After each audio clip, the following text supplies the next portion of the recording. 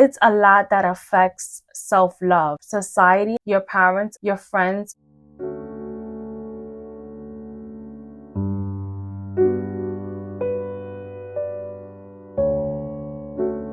Hi guys, I am back with a video. I hope that you all are doing well and shining your light bright. For those of you that are new here, my name is Rosani, and I am sharing my light with you all to inspire and motivate you to shine your light bright and not let anyone dim your light. For those of you that want to follow my quote page for some inspiration, or if you want to follow my personal page, you can definitely go ahead. I share inspiring things on both pages all the time, so you guys can check it out. Give me a follow. Today I want to talk about a topic that is not talked about at all and that we are not shown how to do. I feel like it's necessary to talk about it. So the topic that I'm going to be talking about today is self-love. It's like nobody talks about self-love. Why doesn't society talk about self-love? Self-love is the basis for ourselves, our true authentic self. Self-love is positive, healthy, unconditional affection, love, and care for yourself. Self-love involves valuing and accepting yourself for who you are, just as you would a close friend or a loved one, a family member. Self-love is the foundation for your self-esteem and your mental well-being. Self-love is influenced by sociological factors. It's a lot that affects self-love. Society, your parents, your friends. In society, we are not taught about self-love because we have authoritative figures in our lives. As soon as we get to school, since 5 years old, that tell us how we are supposed to be. Whether that be in an education setting, when you are at school, or when you are at home with your parents. Sometimes our parents were not taught self-love, and sometimes we fail to see that even as we get older. We continue the same route that our parents taught and grew us up on, especially if you have parents that are from third world countries or parents that are not from America. They were taught that you needed to be a certain way to get to where you need to be in life. You need to sometimes suppress your feelings and your emotions, and you can't be the way that you really want to be. So in America, we go to schools at a really young age, and we're just taught to be competitive against each other. The school system is really preparing you for adulthood, because as soon as you get to adulthood, you're already prepared for everything that you're going to need to go through. You're going to need to go through the experience of being under someone in the workforce, which is basically like you're being under your teacher. Your boss is your teacher in a way. We are not taught how to be ourselves. We're taught to be competitive. We are not taught to love ourselves. We're taught to get things done and get things done the correct way. If not, then there are consequences. We are taught to work for others instead of work for ourselves. We are taught to disassociate ourselves from who we truly are to who we need to become.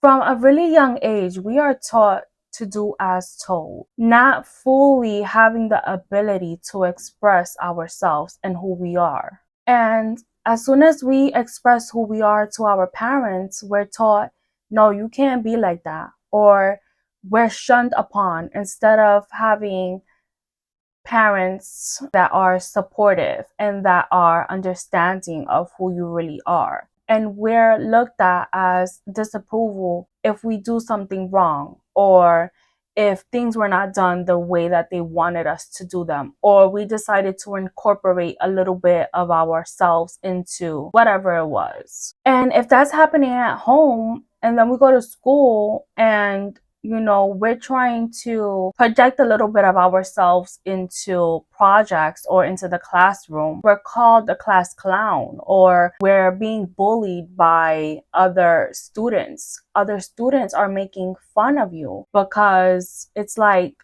you're doing something outside of the norm. It's like being yourself is being outside of the norm. And we have these horrible experiences from a young age, and all that teaches us is to repress our true self our true authentic self. There are horrible experiences that scar us for life. Parents sometimes shun their kids and they lack understanding of their kids because some parents feel that because they were raised a certain way that the child born here in America should also be raised that way as well. Instead of being understanding and instead of being supportive, some parents lack compassion. And this is not only parents, it's also people as well. People lack compassion.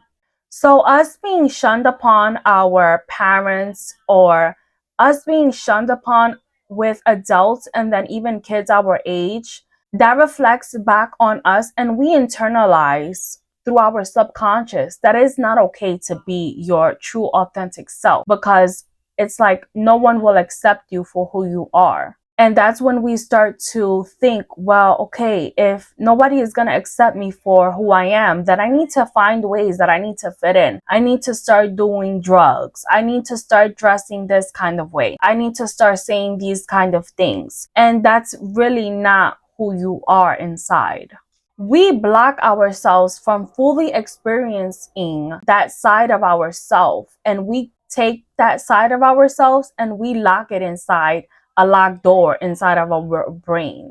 So when we have these parts of us that are locked in inside of us and we are not able to express ourselves, it's like we take our expression of ourselves and we lock it inside a room inside of our heads and with a key so that it cannot get out. And we put on our front like as if we're someone else because now we've become fearful of who we really are and really expressing who we are. So what happens is that we start to look for in other people. We start to look for that side of us that we have locked in inside someone else.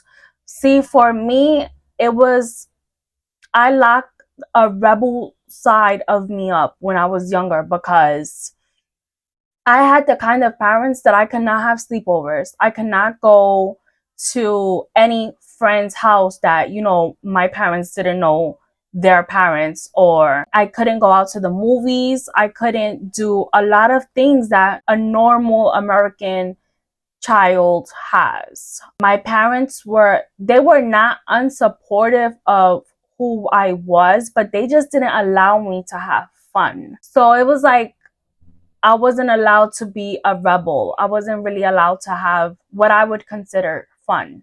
So we start to look for those qualities that we have locked up inside other people. We start looking for people who have what we were never allowed to be. We start looking for people who will complete us and give us what we lack.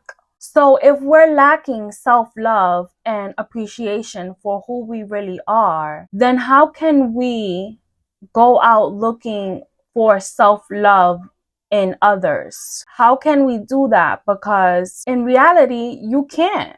You can't look for self-love outside of you.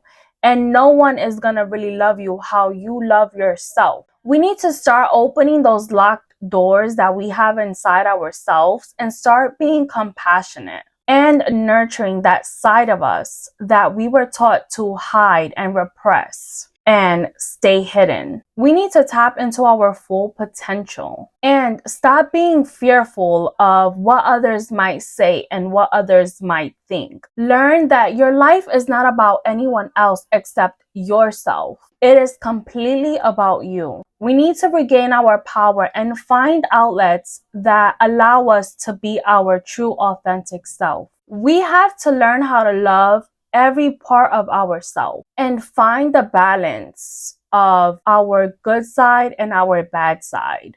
Because at the end of the day, no one is really perfect. But the key is to be aware of your bad side and not let your bad side get the best of you. If you are impatient and if you are unable to accept anyone else's perspective on things, and if you think that your perspective is the only one that is correct, be aware if when you're talking to someone, you think that your perspective is the only correct perspective and their perspective doesn't matter.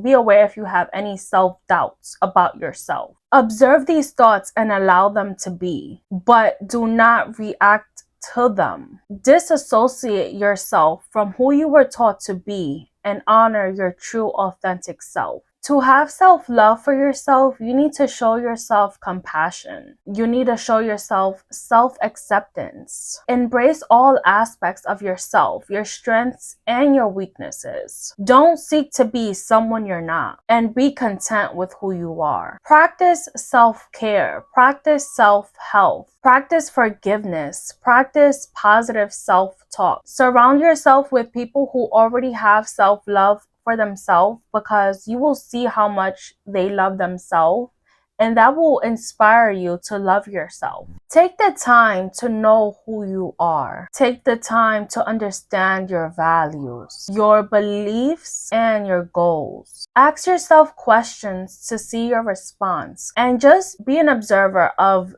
those responses when you ask yourself questions, and see if deep down inside, if that's how you really would answer the question, or if that's really how you feel and think about things. Also, journaling. Writing down how you're feeling is a form of therapy, and it's a form of self-expression. It is a form of creativity. All of these things have a positive influence on your self-esteem and your self-love. Also, accepting yourself. If you don't accept yourself, then no one else can accept you. For those of you that already have kids, be aware that the educational system, like schools, all they do is teach kids how to be competitive and have the best grades. It doesn't allow for self-discovery or personal growth. And when you are aware of this, you at home can provide your child with compassion, with love, with understanding, and not scold them for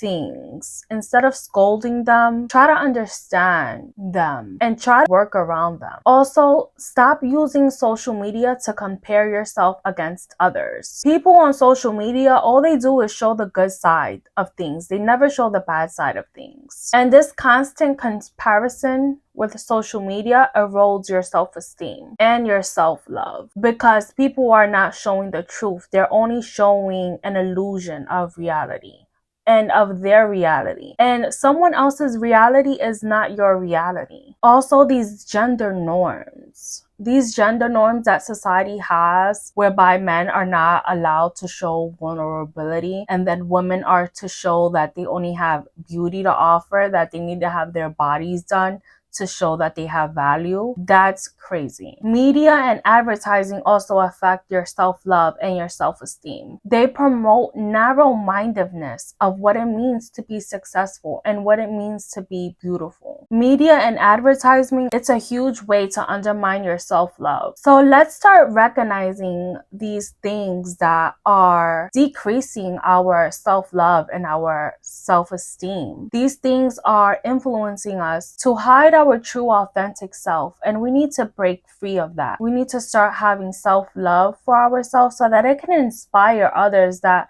are around us to do the same thing. Because once you start practicing self-love, others will be like, oh, well, I see that person is practicing self-love, I'm gonna practice self-love too. And then it creates a positive ripple effect around all of those that are around you, and it really influences them. We are here to create a better world. It all starts with you. It all starts with me. It all starts with everyone. And if you're struggling with self-love, we have a plethora of tools that allow us to research and see things that will help us increase our self-love and increase our self-esteem. And if you really need help, then, I suggest going to a therapist. What they'll do is that they'll give you the support that you need, and they'll give you a push into really changing your mentality, because that's what a therapist does. They change your mentality on things. And we need to change our mentality about self-love, because self-love is not